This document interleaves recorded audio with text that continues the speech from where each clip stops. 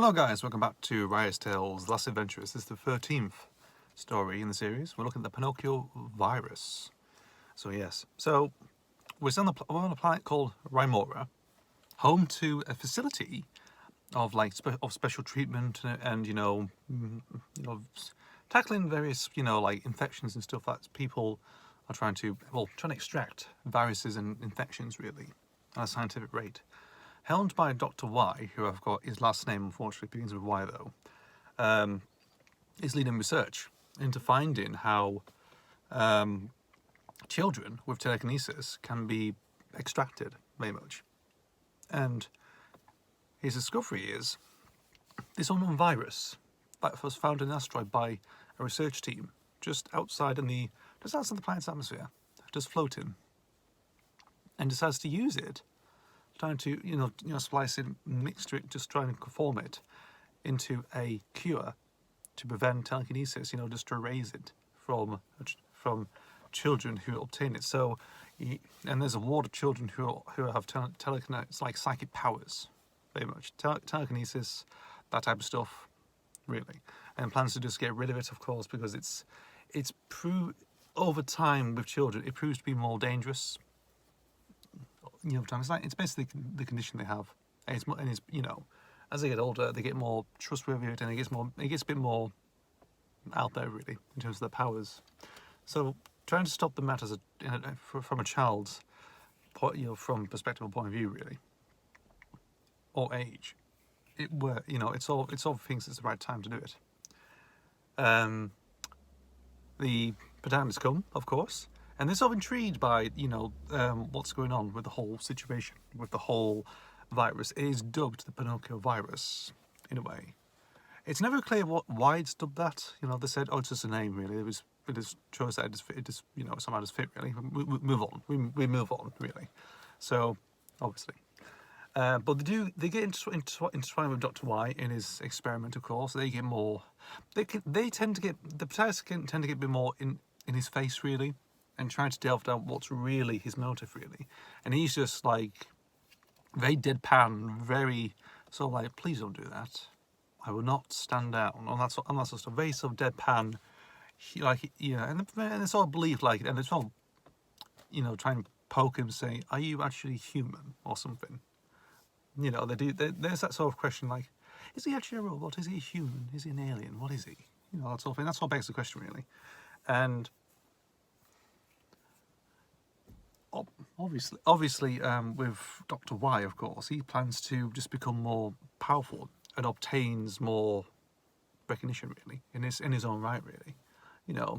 Many times of research, many times of doing everything else, and he plans to extract psychic powers from children, and that seems to be his greatest goal. And you think, I need to perfect this, and it's like, yes, really, it'll make me a millionaire. It'll make me big. It'll make me one of those important people in the galaxy. That's what he's hoping. But once the children find out about it, they run amok, and the psychic powers just take over and like everything else, and it sort of ruins down everything else. Flogging staff and everything else, and in this situation, of course, the protagonist must bring them down to a level in order to stop what they're doing, rather than using brute force, because they can't hurt children. That's the thing. Children is sort of like a main weak spot with them, and this is more another thing that is all put to a test, really, because they have powers that's uncontrollable, and they need to stop them before anyone else gets hurt or the whole facility gets completely gone. Very much all gets completely damaged or just full of destructive behaviour, really. And yes.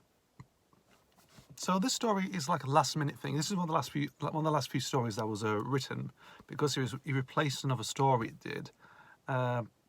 So after the Eighth Generation, there was one called Deadly Relations, which was set in Madrid in 1623. But I wasn't too happy with that story, really. I mean, I'll tell a bit more later on about what it was meant to include, really. But Deadly Relations sort of went, of course. I mean, that was to do with like the whole English-Spanish War thing, really, of course, or the Armada, like between England and Spain and stuff like that. It was meant to be like around that time. But I felt dissatisfied with it after a bit, and sort of got rid of it. This story in particular was actually originally proposed to be a Virgin misadventure by Kate Holman, it was meant to be the sort of the other story for Sleepy, because you had for Blood Harvest you had Golf Opera, for Shakedown you had Lords of the Storm, and for Sleepy it was going to be the Pinocchio Virus, which is meant to be a Sixth Doctor and Perry novel, again written by Kate Ullman. So it'd be really interesting. Rather than have somebody else write it, she was going to write both them, really. But nothing really came from it. She just sort of submitted to it, but she submitted it, I think maybe some few chapters, but nothing ever came from it. So I thought, why not? I'll use that. It's interesting because it deals with psychic power, something that the Virgin New Adventures had done, really, at the point in Andrew Cartmell's War trilogy, but also the Psi Power cycle in 1996 as well. That spared off until from War Child to So Vile a Sin. So I thought maybe include something like that, because, you know, give it to more Virgin lore, and I thought this'll do, really. Dr. Y is based on Richard Ayoade in more ways like Crystal May's outfit. Like, if you've ever seen the Crystal Maze with him in it, you know, I think Richard Ayoade is a pretty interesting fella. You know, he has that sort of deadpan idea, very sort of personality he does. I think only on screen.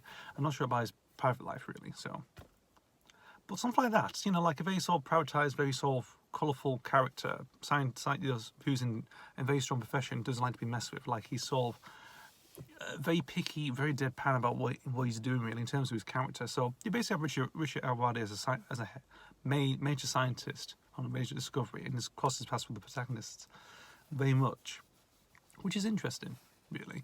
And the final thing, of course, is we get another character joining the protagonist, and this is someone called Florence.